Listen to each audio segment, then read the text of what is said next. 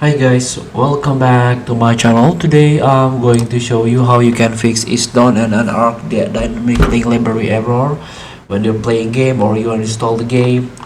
So the first thing to do, the ISDone and unarc error mostly related to installation of PC game as well as program of large size. So if your PC RAM or hard disk doesn't have sufficient memory to handle the process, your PC may throw this error. So you can increase your virtual memory by hold or press Windows key and R key, and then you can type sysdm.cpl. Click OK.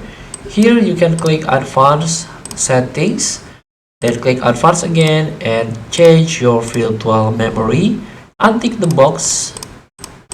Then you can click custom size and fill this blank, initial size and maximum size.